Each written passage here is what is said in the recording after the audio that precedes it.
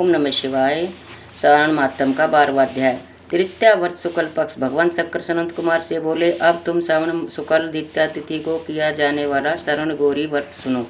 उस दिन प्रातःकाल स्नान करके 16 उपचार से भगवान शिव एवं माता गौरी की इस प्रकार पूजा करनी चाहिए। हे देवादिदेव, हे मेरे द्वारा की गई पूजा को आप स्वीकार करें। गौरी माता के व्रत की पूर्ति के लिए 16 बायने दंपत्ति को देकर कहना चाहिए कि हे माता गौरी के प्रीत्यर्थ तथा व्रत पूर्ति के लिए उत्तम ब्राह्मण दंपतियों को बयाना देता हूँ।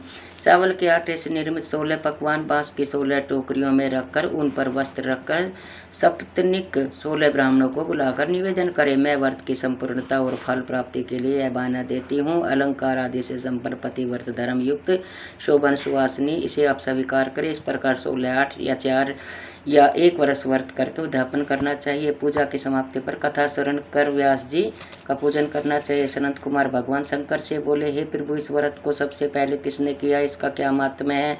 उद्यापन की विधि क्या है? इसके जानने की मेरी तीव्र उत्कंठा है। भगवान भोलेनाथ ने कहा, हे ब्रह्मपुत्र सनत कुमार, मैं तुम्हारी जिज्ञासा अवश्य पूरी करूंगा। प्राचीन काल में सरस्वती नदी के तट पर सुविला महानगरी थी। उसके राजा का नाम चंद्रप्रभा था। उसके महादेवी और विशाला नाम की 2 रूप और लावण्य युक्त पत्नियां थी। राजा चंद्रप्रभा महादेवी रानी को अधिक प्यार करता था। राजा उस पर अपनी जान छिड़कता था। एक दिन राजा शिकार खेलने के लिए वन में गया। वहाँ उसने शार्दूल, सिंह, वारे, अरना, भैंसे, हाथी आदि का शिकार किया। अब राजा को प्यास व्याकुल करने लगी। राजा वन में पानी के लिए इधर उधर घूमने लगा। घूमते हुए वह एक तालाब पर पहुंचा। उसने तालाब के जल से अपनी प्यास बुझाई। पानी पीने के बाद राजा ने इधर उधर देखा तो उसने देखा कि तालाब के किनारे कुछ अप्सराएं गौरी की पूजा कर रही है। राजा ने उनसे पूछा, आप किसकी पूजा कर रही हैं? अप्सराओं ने उत्तर दिया, हम सरक गौरी का पूजन कर रही हैं। राजा ने फिर पूछा, देवी, इस व्रत को करने की विधि या व्रत का क्या फल मिलता है, बताने की कृपा करें। अप्सराओं ने उत्तर दिया, श्रावण शुक्ल तृतीया के दिन यह व्रत किया जाता है। इस व्रत में भगवान शंकर और भगवती पार्वती का पूजन किया जाता है। इस व्रत में 16 धागों का डोरा पुरुष अपने दाएं हाथ में तथा स्त्री अपने बाएं हाथ में बांधती है। यही इस व्रत को करने की विधि है। इस व्रत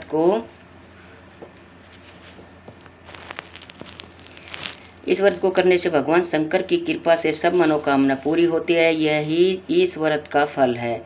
यह सुन कर राजा चंद्रप्रभा ने भी श्रावण मास के शुक्ल पक्ष की तृतीया को अपने दाएं भुजा में 16 धागों वाला डोरा बांधकर व्रत किया। राजा ने कहा, हे माता गौरी, मैं इस डोरे को व्रत के लिए बांधता हूँ, मेरे ऊपर आप कृपा करना। इस प्रकार व्रत धारण कर राजा अपने महल में आ गया। रानी महादेवी ने राजा के दाएं हाथ में बंधे डोरे को देखा तो पूछा, यह क्या है? इस पर राजा ने व्रत के बारे में बता दिया। इस पर रानी क्रोध में भर गई और राजा के हाथ से बंधे डोरे को तोड़कर एक सूखे पेड़ पर फेंक दिया। राजा ने रानी से कहा, ऐसा कर तुमने अच्छा नहीं किया है, यह तुमने माता गौरी का अपमान किया है। इधर राजा की दूसरी रानी ने देखा कि सूखा पेड़ डोरे के प्रभाव से हरा भरा हो गया है। छोटी रानी ने उस डोरे को अपनी बाईं भुजा में बांध लिया। ऐसा करने से छोटी रानी डोरे के प्रभाव से राजा की सर्वाधिक प्रिय हो गई। इधर बड़ी रानी व्रत का अपमान करने से राजा द्वारा त्याग देने के कारण दुखी होकर वन में चली गई।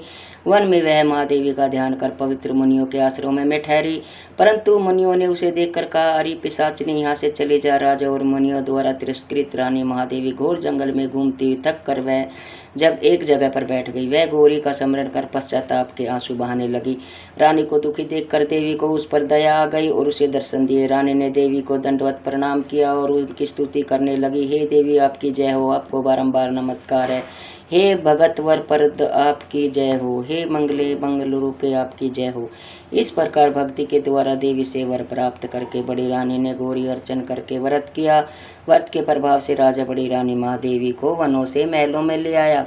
देवी के प्रसाद से राजा तथा उसकी दोनों रानियों को सब इच्छाएं पूर्ण हुई। दोनों रानियां सहित राजा संपूर्ण राज्य का उपभोग कर समृद्धिशाली हो गया। अंत में राजा व दोनों रानियां देह त्याग कर शिवलोक को चली गई। शिवजी बोले, हे तात, जो शोभना पार्वती का व्रत करता है वह मेरा तथा पार्वती का अत्यंत प्रिय व प्राणी हो जाता है। इस लोक में सुख सुविधा भोग कर और अपने शत्रुओं पर विजय प्राप्त करके अंत में मेरे लोक को चला जाता है। अब मैं तुम्हें इस व्रत की उद्यापन विधि बताता हूँ। शुभ तिथि, शुभ वार, चंद्रबल, ताराबल हो जाने पर मंडप में अष्टदल कमल के ऊपर धान्य, उसके ऊपर घट स्थापित करना चाहिए। उस घट पर 16 पल का बना तांबे का पूर्ण पात्र रखना चाहिए। उस पूर्ण पात्र में तिल भरकर उसके ऊपर पार्वती तथा भगवान शंकर की प्रतिमा रखनी चाहिए। उसके ऊपर 2 सफेद कपड़े और सफेद रंग का यज्ञोपवीत रखा जाता है। विधि पूर्वक वेद मंत्रों से पूजन कराकर रात में जागरण करना चाहिए। अगले दिन प्रातःकाल पूजन करके हवन करे। पहले ग्रह होम, फिर आधान होम करना चाहिए, जो मिश्रित तिल घी में मिलाकर 1000 या 100 प्रधान आहुतियाँ देनी चाहिए। इसके बाद वस्त्र, अलंकार, धेनु आदि से आश्चर्य की पूजा करनी चाहिए। 16 बयाने निकाल कर ब्राह्मणों को देना चाहिए और उन्हें भोजन कराना चाहिए तथा भोजनापरांत दक्षिणा भी देनी चाहिए। इसके बाद अपने मित्रों संबंधियों को भोजन कराना चाहिए तथा स्वयं भी भोजन करना चाहिए। ओम नमः शिवाय। इति 12वां अध्याय संपूर्ण।